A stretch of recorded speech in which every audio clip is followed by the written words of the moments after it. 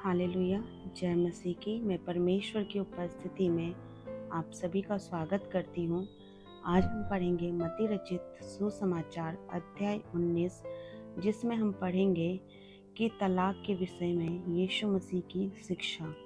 तो चलिए हम बाइबल रीडिंग स्टार्ट करते हैं। ध्यानपूर्वक वचन को पढ़ें और इस पर मनन करें।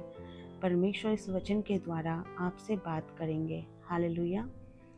जब यीशु ये बातें कह चुका तो गलील में चला गया और यरदन के पार यहूदी के प्रवेश में आया। तब बड़ी भीड़ उसके पीछे हो ली और उसने वहाँ उन्हें चंगा किया। तब फरीसी उसकी परीक्षा करने के लिए पास आकर कहने लगे, क्या हर एक कारण से अपनी पत्नी को त्यागना उचित है? उसने उत्तर दिया, क्या तुमने नहीं पढ़ा कि जिसने उन्हें बनाया उसने आरंभ से नर और नारी बनाकर कहा। इस कारण मनुष्य अपने माता पिता से अलग होकर अपनी पत्नी के साथ रहेगा और वे दोनों एक तन होंगे। हालेलुया। अतः वे अब दो नहीं परंतु एक तन है। इसलिए जिसे परमेश्वर ने जोड़ा है उसे मनुष्य अलग ना करे। उन्होंने उससे कहा, फिर मूसा ने यह क्यों ठहराया कि त्याग पत्र देकर उसे छोड़ दे? उसने उनसे कहा, मूसा ने तुम्हारे मन की कठोरता के कारण तुम्हें अपनी पत्नी को छोड़ देने की आज्ञा दी, परंतु आरंभ से ऐसा नहीं था।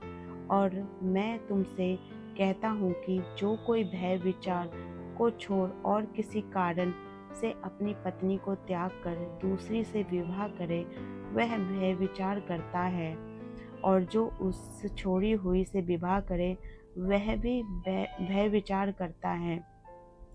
चेलों ने उससे कहा, यदि पुरुष जब स्त्री के साथ ऐसा संबंध है तो विवाह करना अच्छा नहीं। उसने उनसे कहा, सब यह वचन ग्रहण नहीं कर सकते, केवल वे जिनको यह दान दिया गया है, क्योंकि कुछ नपुंसक ऐसे होते हैं जो माता के गर्भ ही से ऐसे जन्मे, और कुछ नपुंसक ऐसे हैं जिन्हें मनुष्य ने नपुंसक बनाया, और कुछ नपुंसक ऐसे हैं जिन्होंने स्वर्ग के राज के लिए अपने आप को नपुंसक बनाया। जो इसको ग्रहण कर सकता है वह ग्रहण करे। हालेलुया। अब हम पढ़ेंगे बालकों को आशीर्वाद। जब लोग बालकों को उसके पास लाए कि वह उन पर हाथ रखे और प्रार्थना करे, पर चेलों ने उन्हें डांटा। यीशु ने कहा, बालकों को मेरे पास आने दो और उन्हें मना ना करो, क्योंकि स्वर्ग का राज्य ऐसों ही का है। और वह उन पर हाथ रखकर वहाँ से चला गया। हालेलुया। परमेश्वर का धन्यवाद करते हैं। अब हम आगे पढ़ेंगे वचन में धनी युवक और अनंत जीवन के बारे में। एक मनुष्य यीशु के पास आया और उससे कहा, हे गुरु, मैं कौन सा भला काम करूं कि अनंत जीवन पाऊं? उसने उनसे कहा, तू मुझसे भलाई के विषय में क्यों पूछता है? भला तो एक ही है, पर यदि तू जीवन में प्रवेश करना चाहता है तो आज्ञाओं को माना कर। उसने उनसे कहा, कौन सी आज्ञाएं?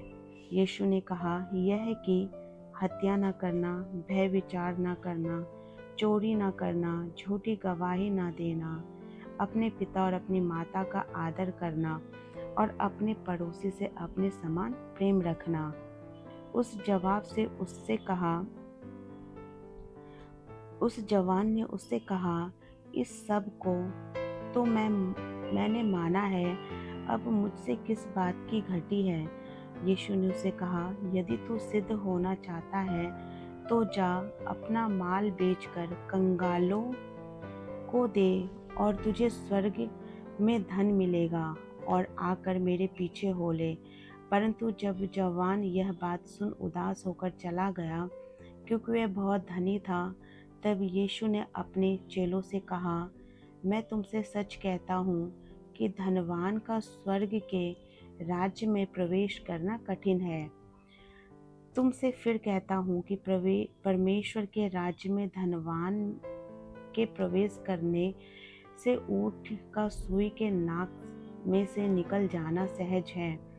यह सुनकर चेलों ने बहुत चकित होकर कहा, फिर किसका उद्धार हो सकता है?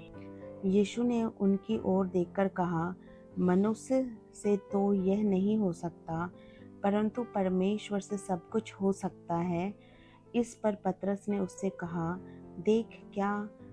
देख हम तो सब कुछ छोड़ के तेरे पीछे हो लिए हैं, तो हमें क्या मिलेगा? यीशु ने उनसे कहा, मैं तुमसे सच कहता हूँ कि नई सृष्टि में जब मनुष्य का पुत्र अपनी महिमा के सिंहासन पर बैठेगा, तो तुम भी जो मेरे पीछे हो लिए हो 12 सिंहासनों पर बैठकर इज़राइल के 12 गोत्रों का न्याय करोगे। हालेलुया। और जिस किसी के घरों या भाइयों या बहनों या पिता या माता या बाल बच्चों या खेतों को मेरे नाम के लिए छोड़ दिया है, उसको 100 गुना मिलेगा और वह अनंत जीवन का अधिकारी होगा।